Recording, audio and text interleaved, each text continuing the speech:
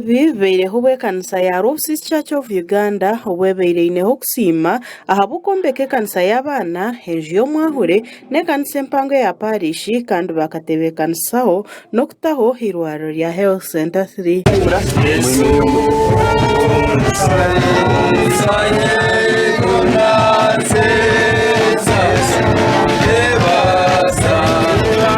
Honorable Wilson Kajwenge hasimira abari inyuma y'ekikorwa eki nuko kugira ngu egi niyo kanisa ya Nyentya ahabo kuba eine buri kimwe kyona ekyentunguuka obu harimu omwani entokye n'ebindi nuko kushaba amakanisa agandi kutaho projekiti aha makanisa gaabo okwihaho obworo omu kicweka batari kuguma nibatamba endwara ez'emyoyo zonka baitu batambe n'ez'omubiri. Kana bagira ngu egi niyo church of the future.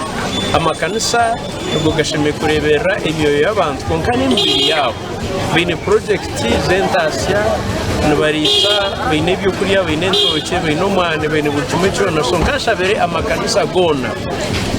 ga Church of Uganda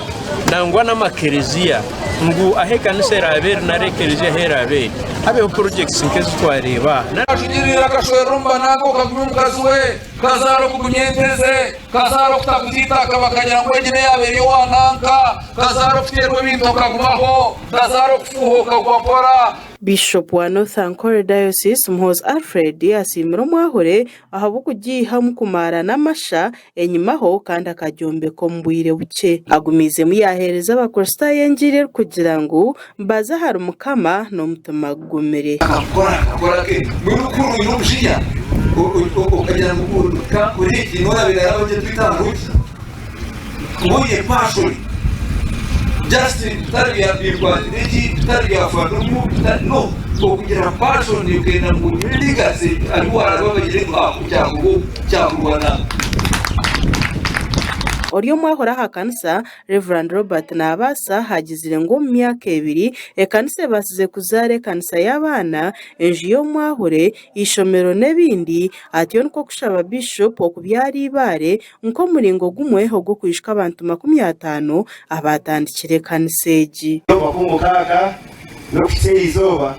ebintu twakwetera kuja kusima hano ekanisa ni egi y'urisa Ejiwawe ni yeje watunjira muri fasti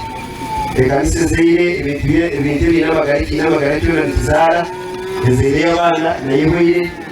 mu myaka y'igihiro n'amezi kamwe n'amahanga twiranga barisa ekanise yeze ishobero tutahwibare tubyara hwibare mu izina rya Tata yitwe n'iryo mwana n'iryo muyo kwera.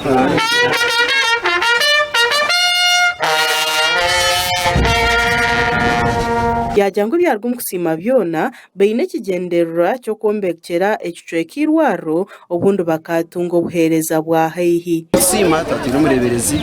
ni members wa parliament twatine na speaker w'ishengero umugenyi mukuru kandi byane bwo mukusima kuri izo byona tugendere kombekera community y'irwaro wenda ngo abakazi bari kutavurenga kilometers 30 kuzarushere kutunga obuhereza member wa parliament abo bakazi muri Kiruhura district Honorable Jovan Surenduru asimire myeto kurgaye bakakora umurimo kombeka enju ya sabadikoni aho agizire ngo nicyoreke kishane kirungi omuntu nguka yihanga cyargahe kinareba harimo myeto y'amani cyoreko gumuza mu kanisa Rusisi eminyeto rigire kunduza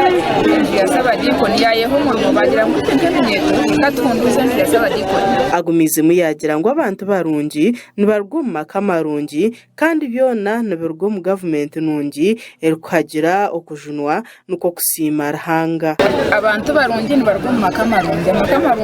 mugargo mu government kandi government nayo hagiye okujunwa mwana nsima rahanga habwe byona kubishikiriza habaireho kujunwa kurgomba kustayo bwanyuma yo kuburengiri gashakwa kana remesa awa Sky Television agenshonga omuri Kiruhura.